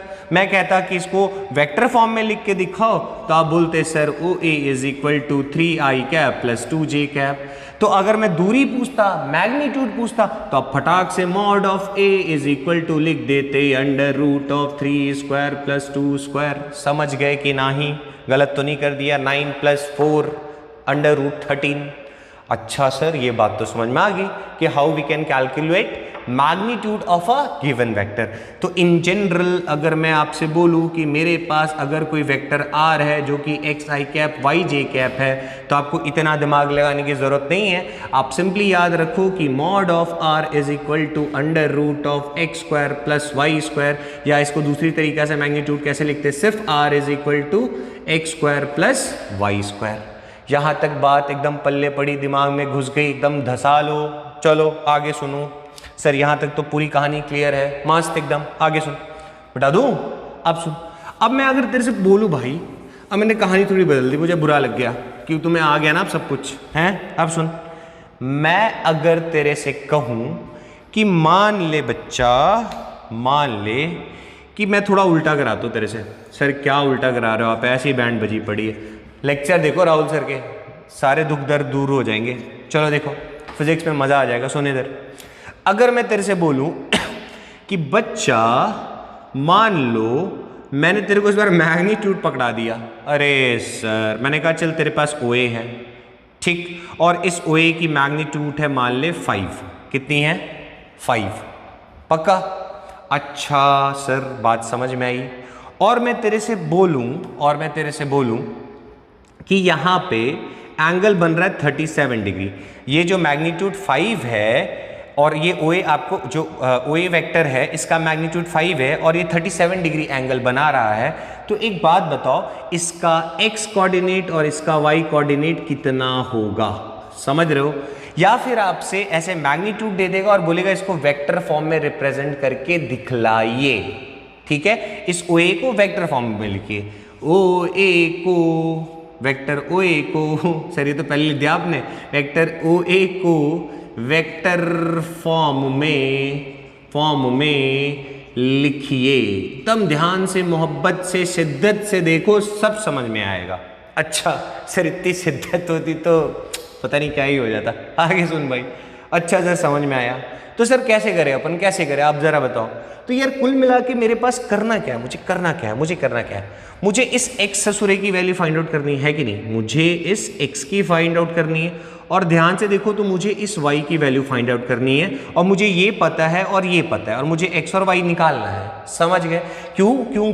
क्योंकि मैं इसको वेक्टर फॉर्म में लिखना चाहता हूँ। याद करो बच्चा, जब वेक्टर फॉर्म में लिखते हैं तो यहाँ के अगर कोऑर्डिनेट्स मुझे पता है तो i कैप j कैप लगा देंगे, वेक्टर फॉर्म में आ जाएगा। समझ में आया कि नहीं आया? सुनो, अगर मुझे कोऑर्डिनेट पता है ना, अगर मुझे कोऑर्डिनेट्स उस पॉइंट का पता है तो मुझे वेक्टर फॉर्म में लिखना आता है। ये चीज दिमाग में रहना चाहिए कि अगर मुझे कोऑर्डिनेट्स पता है तो मैं वेक्टर फॉर्म में लिख सकता हूं, मुझे कोई दुख तकलीफ नहीं है इस बात से। ओके सर, आपकी बात समझ में आ गई। अब सुनो, जैसे बच्चा अगर मैं इसको बना लूं कि मान लो ये एक राइट एंगल ट्राइंगल है, दिख रहा है ऐसे राइट एंगल ट्राइंगल, और यहां पर है 37 डिग्री, और मेरा सारा फोकस किस पे, कि मैं इस x और इस y को निकालना चाहता हूं। ठीक है, और ये वाली चीज मुझे 5 दी हुई है। ठीक सर, यहां तक बात समझ में आ गई आपकी। अब सुनो, हम लोगों ने, मैंने आपको भी थोड़ी देर पहले कहा था कि ये याद रखना, अगर ये 37 डिग्री है तो ये वाला ससुरा कितना होगा 4, और ये कितना होगा 3, और दिस वन विल बी 5। ये बात सर हमें याद है। अच्छा, मैं बच्चा बेस और परपेंडिकुलर दो चीज तो निकालना चाहता हूं, तो आपने थोड़ी बहुत ट्रिगो तो पढ़ी होगी, नहीं पढ़ी तो बहुत गड़बड़ बात है। चलो देखो, अगर अपन यहाँ पे sin 37 लिखे, सो sin 37 इज p/h, मतलब y बाई, ध्यान से देखो, y/5, तो I can write y is equal to 5 sin 37। अब ध्यान से देखो बच्चा, sin 37 की वैल्यू यहाँ पे देखो, तो सर p/h दैट इज 3/5, तो 5 से 5 कैंसिल, रिजल्ट इज 3। उसी तरह अगर मैं आपसे बोलूं बच्चा कि cos 37 क्या होगा, तो आप बोलोगे सर बेस अपॉन हाइपोटेन्यूज यानी x/5, तो I can write x is equal to 5 into cos 37। ठीक है, अच्छा सर, ये बात भी आपकी समझ में आ गई। अब सुनो, अब मैं आपसे कहूं कि बताओ cos 37 की वैल्यू कितनी होगी, तो यहां से देख के बता दो सर 4/5 बेस अपॉन हाइपोटेन्यूज, तो 4/5, 5 कैंसल आउट, सो 4। तो यहां से बच्चा मुझे x कोऑर्डिनेट जो है वो पता चल गया, और ये x कोऑर्डिनेट कितना आ गया 3, और y कोऑर्डिनेट कितना आ गया 4। और अपन यही तो चाहते थे कि अगर मुझे कोऑर्डिनेट्स पता होंगे तो मैं आराम से उसको वेक्टर फॉर्म में लिख सकता हूँ। देखो यहाँ कोऑर्डिनेट्स पता थे तो आपने वेक्टर फॉर्म में फटाक से लिख लिया। इतनी देर से तो यही सिखा रहा था। तो अब बताओ vector o a is equal to 3i cap plus sorry x ये है ना 4i कैप और y कितना है 3j कैप। और मैग्नीट्यूड कैसे कहा था, सीधा क्या कर दो mod of o a is equal to under root of 4 का स्क्वायर प्लस 3 स्क्वायर। सॉल्व करके देखो तो बच्चे कितना आ रहा है under root 25 that will be 5। यही तो था। तो अगर कोऑर्डिनेट्स पता हो तो मैग्नीट्यूड पता हो तो कोऑर्डिनेट्स, ये चीज आपको अच्छे से आनी चाहिए। अब देखो बच्चा मैं आपसे एक सिंपल सी चीज पूछ रहा हूं ठीक है, आपको ध्यान में रहना चाहिए। मैग्नीट्यूड मुझे पता था और ये मैग्नीट्यूड कितना एंगल बना रहा था ये भी पता होना चाहिए। जब एंगल पता होगा तभी हम लोग उसके कोऑर्डिनेट्स को फाइंड आउट कर सकते हैं। समझ गए? तो देखो जरा बेस के लिए अपन ये दो चीजों पे ध्यान दो ये दो चीजों पे बेस क्या था x, बेस के लिए क्या है देखो तो x5 cos 37 बेस के लिए जिसके ऊपर एंगल है उस पर कौन सा कॉम्पोनेंट आ रहा है cos वाला, और जो परपेंडिकुलर है उस पर कौन सा कॉम्पोनेंट आ रहा है साइन वाला। प्रोजेक्टाइल में बच्चा अपन लोग ये सब चीजें बहुत यूज करेंगे। प्रोजेक्टाइल हो गया, इंक्लाइन प्लेन हो गया, ऐसे जब अपन अभी काइनेमेटिक्स में मैं पढ़ाऊंगा ना तो वहां पे बहुत यूज होगा। जैसे मैं आपको थोड़ी थोड़ी चीजें से अगर समझाऊं कि कैसे अपन कंपोनेंट को यूज करेंगे तो बहुत सारी चीजें आपको थोड़ा सा पता होना चाहिए। क्या क्या क्या क्या क्या बेस के लिए cos x में आया था ना cos और y में क्या आया था साइन। तो आप ऐसे याद रखना कि जो अगर कोई भी वेक्टर है जिसका मैग्नीट्यूड पता ऑब्वियसली और वो कुछ एंगल थीटा बना रहा है तो बेस पे होगा cos और परपेंडिकुलर होगा साइन। सर क्या है थोड़ा सा और प्रैक्टिस करा दो तो हमें और मजा आ जाएगा। मैंने कहा कि मान लो ये एक वेक्टर r है, मैग्नीट्यूड है, ध्यान से देखो वेक्टर नहीं लगाया है मैग्नीट्यूड है, और ये मान लो ये एक्सिस के साथ एंगल थीटा बना रहा है। तो बच्चा जहां पे थीटा बनेगा ये क्या बन जाएगा आर का कॉस थीटा और ऐसे करके 90 डिग्री ऊपर की तरफ ये क्या बन जाएगा आर का साइन थीटा। ये चीज दिमाग में रहना चाहिए। सर कहां से आया, फिर से बच्चा वही कॉन्सेप्ट देखो, कंफ्यूजन हो रहा है तो टुचुक ये एंगल थीटा तो ये था x, ये था x तो ये था y, ये था r, फिर से लिख दो cos theta x by r तो x is equal to r cos theta आ गया। गाना गा रहे हो सर हैं? चलो देखो क्या करे बच्चा, यही रह गया हमारी जिंदगी में। साइन थीटा को अपन लिखे तो p बाई h तो y is equal to r sine theta. तो x वाला जो कंपोनेंट है बच्चा देखो यही है ना, ऐसे राइट एंगल ट्रायंगल ऐसे बना दोगे तो बेस वाला कंपोनेंट r का cos थीटा, परपेंडिकुलर ये क्या था y, ये देखो r का साइन थीटा। बेटा ये जितना होगा उतना ये होगा। तो दिमाग में आपकी हमेशा घंटी बनना चाहिए ये अगर r का cos तो ऊपर की तरफ r का साइन परपेंडिकुलर में। जैसे ना अपन बहुत करेंगे, अब मैकेनिक्स अब पढ़ेंगे ना तो और मजे मजे पढ़ेंगे। बस आपको एकदम कमांड होना चाहिए कि अपन कर क्या रहे हैं, ध्यान रखना है। क्या क्या क्या क्या सर, टचाक सर ऐसे अगर दे दिया तो क्या करूं मैं, क्या करूं, ये थीटा ये r, तो जहां पे एंगल बना वो बन गया r का cos थीटा, खत्म। बस समझ रहे हो, r का cos थीटा और देखो जिधर r है उधर की तरफ 90 डिग्री ऐसे। सर उधर क्यों नहीं बना रहे हो? अबे नालायक हो, ऐसे करके बनाओगे राइट एंगल ट्रायंगल, यही है ना r का साइन थीटा, तो ये भी क्या होगा r का साइन थीटा। समझ गया है? तो इस तरफ r का cos थीटा, ये वाला हो जाएगा r का साइन थीटा। सर ऐसा हो तो अगर इधर थीटा दे दिया तो क्या करेंगे अगर r है तो बच्चा ये r का cos थीटा और इस तरफ r का साइन थीटा। समझ गए? थीटा जिधर r है उधर की तरफ आ जाओ r का साइन। क्यों? फिर से देखो राइट एंगल ट्रायंगल, तो फिर ये क्या बन जाता है x, ये क्या बन जाता है y। ठीक है सर, वेक्टर फॉर्म में कैसे लिखेंगे? वेक्टर फॉर्म में तो इसको वेक्टर फॉर्म में कैसे लिखेंगे ये भी पता होना चाहिए आपको। तो r is equal to r x है ना बच्चा, r का sorry r cos theta i cap. बेटा ये डायरेक्शन है नेगेटिव वाला तो अपन माइनस लिखते हैं, नेगेटिव वेक्टर भी बोला जाता है इसको। ठीक है, और नीचे वाले देखो minus r sine theta j cap. समझ गए? ये नेगेटिव क्यों लगा रहे हैं? नीचे की तरफ जा रहा है इसलिए। ठीक है, अच्छा सर और बता दो, लो इसको भी कर लो। मान लो ये है r, मान लो इस बार यहाँ पे एंगल थीटा दे दिया। सर अब क्या करें, अब तो टेंशन हो गया। कोई फर्क नहीं पड़ता, अगर ये r है बच्चा, थीटा अगर इस तरफ है तो r का cos थीटा जो होगा वो इस तरफ जाएगा, r cos थीटा, और r जिधर है उधर ही 90 डिग्री बना लो, आर साइन थीटा। सर आपने ऐसा क्यों किया? मैंने कहा बच्चा यहाँ पे फिर से राइट एंगल ट्रायंगल बन जाएगा, समझ रहे हो? इस बार थीटा इधर दिया था ना, तो ये जितना उतना ही ये, इसीलिए आर साइन थीटा उधर, आर कॉस थीटा। सर इसको कैसे लिखेंगे वेक्टर फॉर्म में? तो vector r is equal to r, पहले एक्स वाले को लिखते हैं, तो r sine theta i cap. देखो अब बोलोगे सर कब से तो एक्स में कॉस आ रहा था, बेटा आ सकता है साइन, ध्यान रखना एंगल कहाँ बन रहा है। और देखो देखो यहाँ minus r cos theta j cap, समझ गए? और देख लो, एक और देख लो, टुचुक टुचुक ऐसा कर दिया मैंने, फिर से देख लो, अगर यहाँ थीटा है ये आर है, तो ये बच्चा आर कॉस थीटा और इधर आर साइन थीटा। सर इसको कैसे लिखेंगे? तो vector r is equal to, बेटा देखो नेगेटिव में है ना, तो minus r sine theta i cap, और ऊपर की तरफ है ना तो plus r cos theta j cap. तो ये होता है रेजोल्यूशन ऑफ वेक्टर। वाह, समझे कुछ हो कि नहीं?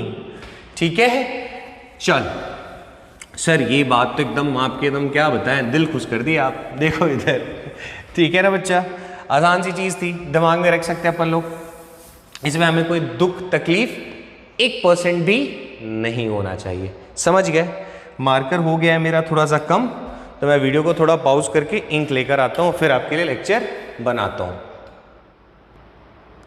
ठीक है बच्चों, तो यहां तक हमें चीजें समझ में आगे एकदम मजे मजे में। सर आपने सारी चीजें 2D में बताई, क्या 3D में भी होता है क्या? जैसे देखो बच्चा, पोजीशन वेक्टर और मैग्नीट्यूड 3D में निकल सकता है, ऑब्वियसली निकल सकता है यार। जैसे मान लो ये छूट गया तो मुझे पहले बता देना चाहिए था, एक्स वाई जेड, वो अपन लोगों ने उस टाइम लिखा था ना पोजीशन वेक्टर निकालना, देखा था ना कि अगर 3D में था तो अपन लोगों ने कैसे लिखा था, याद आ रहा है? वो क्यूबॉइड वाला, 2i cap 3j cap 4k cap. तो आप एक और चीज़ करेंगे, मान लो अगर कोई चीज़ लिखा हुआ वेक्टर तीनों, उसमें आपको तीनों कोऑर्डिनेट्स पता है, जैसे मान लो xi cap, yj cap, zk cap, तो अगर अपन लोग इसका मैग्नीट्यूड निकालना होगा तो simply under root of x square plus y square plus z square. ठीक, समझ में आ गया? कोई बड़ी चीज़ नहीं, जब 2 था तो under root of x square plus y square, जब 3 है तो under root of x square plus y square plus z square. Magnitude मैं चाहूँ तो आप लोगों को थोड़ा सा फील दे सकता हूँ, अगर आप चाहो तो मैं आपको थोड़ा सा फील दे देता हूँ इस चीज़ का कि सर ऐसा कैसे हो गया। देखो मान लो ऐसा कुछ था, ऐसा रहता है ना क्यूबॉइड, अगर एक मैंने ऐसे करके बनाया, अब तुम लोग सामने होते तो मेरे लिए थोड़ा सा चीज़ें और आसान हो जाती। सपोज करो बच्चा ये x है, ठीक है, मैं इधर से लेता हूँ, दिस वन इज x, ठीक, अच्छा से, और ये ऊपर वाला जो सेक्शन आपको दिखाई दे रहा है ये y है, और ये सामने की तरफ आया हुआ ये z है, समझ गए? x y and z। तो अगर मान लो मैं ये वाला अगर कोऑर्डिनेट लिखूं कि बताओ इसका कोऑर्डिनेट क्या होगा, तो आप बोलोगे सर x, y, z, इसमें कोई किंतु परंतु नहीं है ना, x पे भी चला गया, y पे भी चला गया, बाहर भी आ गया तो z हो जाएगा। अब मुझे इसका मैग्नीट्यूड मतलब इस पॉइंट से लेकर मैं सीधा इसको कहाँ जोड़ रहा हूँ, इस वाले पे, ठीक है? यहाँ पे थोड़ा बताना मुश्किल है, बट होपफुली आप लोग समझ जाओगे। आपके रूम की जो 4 दीवारें हैं, मतलब 4 कोने हैं, तो एक कोने से नीचे से उठ के मैं ऐसे गया हूँ ऊपर की तरफ, ठीक है? तो अगर आप मेरे को एक बात बताओ, इसका मैग्नीट्यूड अगर मैं आपसे वैसे पूछता तो आप कैसे निकालते हैं? तो ध्यान से देखो बच्चा, ये ऐसा सामने की तरफ फिर ऐसे गया हुआ है, तो यहाँ पे एक राइट एंगल ट्रायंगल ऐसा कुछ बन रहा होगा, ऐसा है कि नहीं? अगर ये z है, ये अगर x है बच्चा, तो ये भी x होगा, तो ये वाला ससुरा under root of x square plus y square हो जाएगा, समझ में आया? और अगर मैं मान लो इसको O बोल रहा हूँ, इसको A बोल रहा हूँ, इसको B बोल रहा हूँ, इसको अगर मैं C बोल रहा हूँ, तो जैसे OCB एक राइट एंगल ट्रायंगल है, तो उस हिसाब से OB हमने ऐसे निकाल लिया। अब OB और A ये भी तो एक राइट एंगल ट्रायंगल है कि नहीं? अपन लोग का जैसे ऐसे 4 कोना होता है, ऐसे 8, 4 ऊपर 4 नीचे, तो अपन नीचे की तरफ ऐसे करके क्रॉस करके जाते हैं, तो ऐसे ऐसे ऐसे एक राइट एंगल ट्रायंगल बनता है, समथिंग लाइक दिस। मेरे पास अगर मार्कर हो तो मैं दिखा देता हूँ। ऊपर से नीचे से अपन ने शुरू किया था, ये ऐसे क्या हुआ है, ये वाला नीचे, ये वाला ऐसा, समथिंग ऐसा, और नीचे का जो पोर्शन था बच्चा वो ऐसे ऐसे, समझ रहे हो? ये देखो ऐसा कुछ इस तरीके का है ना। तो ये वाला जो तुमको दिख रहा है ना ऐसे करके, ये वाला ये है ससुरा, देखो ऐसे OC, ये रहा X ऐसे, तो ये रहा OB नीचे, समझ गए? इसको अपन ने ऐसे शिफ्ट कर दिया तो राइट एंगल ट्रायंगल बन गया, समझ गए? ये वाला under root x square plus y square. अब जरा देखो, ये ऐसे, ये ऊपर में ऐसे बाहर निकला हुआ है, ये देख लो, और ये वाला ऐसे, ठीक है? तो ये अपन कैसे निकाल सकते हैं? ये z है, समझ गए? तो under root of x square plus y square का whole square plus z square. ठीक है, तो सॉल्व करेंगे तो क्या आ जाएगा? Under root of x square plus y square plus z square.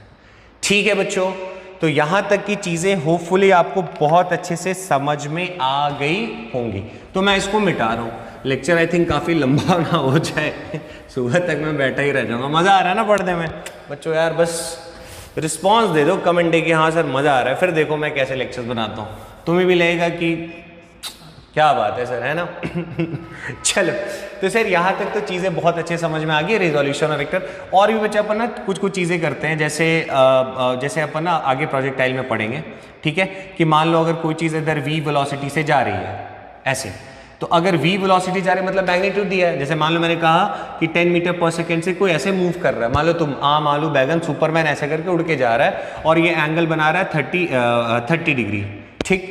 तो मैं पूछूंगा बताओ इसका रिजोल्यूशन करो कि x में कितना जा रहा है, y में कितना जा रहा है। तो इधर क्या हो जाएगा 10 cos 30 और इधर क्या हो जाएगा बच्चा बोलो 10 sin 30। समझ गए? जिस पे एंगल वो ऐसा ये ऐसा। जैसे और भी ये आप लोग प्रोजेक्टाइल में ये चीज़ को बहुत अच्छे से पढ़ोगे। जैसे इंक्लाइन प्लेन का केस अगर मैं लूँ ऐसा, समझ रहे हो? इंक्लाइन प्लेन पे कोई चीज़ अगर ऐसे करके रखी हुई जिसका मास m है, तो एक बात हमें, अगर ये वाला एंगल अगर बच्चा थीटा है, ये वाला एंगल अगर थीटा है, तो एक बात बताओ इसका वेट नीचे mg इस तरफ लग रहा होगा। mg तो बच्चा हमेशा सेंटर में इस तरफ ऐसे ही आ रहा होगा। अगर ये बच्चा थीटा है ये तो ऑब्वियसली कितना एंगल बना रहा होगा 90। समझ में आ रहा है? ये थीटा ये 90। तो आप एक बात बता सकते हो मुझे, देखो जरा ऐसे समझना, ये थीटा ये 90, तो ये कितना हो जाएगा? तो ये हो जाएगा बच्चा 90 माइनस थीटा। अब बोलोगे सर कैसे? यार अगर इसको मैं एंगल C बोलता तो C plus theta plus 90 is equal to 180 degree होता कि नहीं होता? 90 उधर जाता तो 90, तो C इज इक्वल टू बचता क्या अपने पास 90 माइनस थीटा। समझ गए? अब मैं बोलता इस mg का कंपोनेंट करो, तो अगर mg का मैं अगर कंपोनेंट बोलता कि कौन, अब मान लो मैंने एक इंक्लाइन प्लेन लिया तो ये ऑब्वियसली नीचे गिर रहा होगा, तो नीचे ये किसकी वजह से गिर रहा है? mg की वजह से। नहीं नहीं नहीं नहीं, ये mg की वजह से नीचे नहीं गिर रहा है, इसको गिराने वाला कौन है? यहाँ पे एंगल कितना बच्चा? यहाँ पे चलो मैं इसको अच्छे से लिख देता हूँ, यहाँ पे एंगल है 90 माइनस थीटा। तो अब एक बात बताओ, यहाँ पे अब देखो जरा सुनो, ध्यान देना है ना, इंपॉर्टेंट चीज है। अगर यहाँ पे 90 माइनस थीटा अगर एंगल बन रहा है, ठीक? अब मैं कहूँ कि बताओ इस mg का कंपोनेंट आपको करना है, और मैंने ऐसे करके एक्सिस बना दिया, ये देखो, समझ रहे हो? ये रहा x, ये रहा y, ये रहा माइनस x, ठीक? तो सर अपन इसका कंपोनेंट कैसे करेंगे? तो अगर यहाँ पे अगर आपने इसको एंगल लिया है 90 माइनस थीटा, तो हम कहेंगे कि इस तरफ हो रहा है mg cos 90 माइनस थीटा। समझ में आया बच्चा? देखो ऐसे मैंने प्लेन ले लिया ना, x एक्सिस, ये रहा y एक्सिस, मतलब आप इसको यहाँ पे समझ सकते हो, टुचूक ऐसा था, टुचूक ऐसा था, यहाँ पे ये एक ऐसे लग रहा था mg, यहाँ पे अगर एंगल थीटा बना, ये देखो x एक्सिस, ये देखो y एक्सिस, तो जिधर जिसके ऊपर थीटा वो क्या बन जाएगा? mg का cos थीटा। समझ में आया? और जिधर mg उस तरफ 90 डिग्री वाले में चल जाओ, ये क्या बन जाएगा? mg का sin थीटा। समझ गए? तो अपन इसको ऐसे भी सॉल्व करते हैं, ठीक है? सर इसका और भी कुछ हो सकता है, एकदम हो सकता है। फिर से देखो, मैंने कहा ऐसे था, ठीक? ध्यान से, लास्ट बस खत्म कर रहा हूं मैं, अब नेक्स्ट लेक्चर में अपन देखेंगे, उससे पहले इसको खत्म कर दो। ये बच्चा मैंने कहा ये ऐसे करके आपका ये आपका एक्सिस रहा x, ठीक? ये रहा y, यहाँ पे बच्चा मैंने थीटा बोला था, ये 90, तो ये वाला कितना था? 90 माइनस थीटा।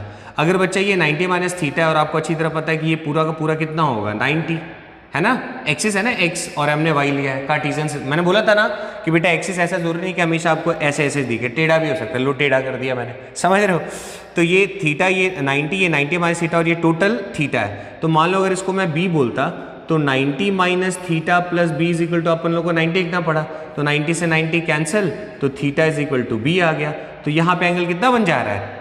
थीटा। तो अब एक बात बताओ, यहाँ पे एंगल थीटा बन रहा है ना? देखो मैं कंडीशन लिख दे रहा हूँ, ऐसा था, ये रहा mg नीचे की तरफ, और यहाँ पे एंगल बन रहा है थीटा, तो ये क्या हो जाएगा बच्चा? mg का cos थीटा और जिधर ये उधर 90 मतलब जिधर mg उस तरफ 90 डिग्री में चले जाओ, ये हो जाएगा mg का sin थीटा। ये इस तरीके से हम लोग वेक्टर को रिजॉल्व करते हैं, ठीक है। So this is all about today lecture and hopefully आपको बहुत मजा आया होगा। एंड बच्चों मैं चाहता हूं कि आप लोग का मेरे को इस बार रिस्पॉन्स चाहिए कमेंट्स में। नो डाउट कुछ बच्चे हैं जो कंटिन्यूसली लेक्चर को देखते हैं, लाइक्स भी करते हैं, बट कमेंट आता है तो अगर आपको कुछ कमी लग रही है तो बताओ, मैं उसको दूर करने की कोशिश करूंगा। और कोई सजेशन चाहिए कि सर जेईई की प्रिपरेशन कैसे करते हैं या मेरे बारे में जानना है, ठीक है, तो भाई मैं एक अच्छे इंस्टीट्यूट में पढ़ाता हूँ और लाइफ बड़ी अच्छी चल रही है, बस तुम लोगों को थोड़ा सपोर्ट चाहिए और क्या है ना। बाकी अपना ख्याल रखो और घर वालों का ख्याल रखो। जय हिंद।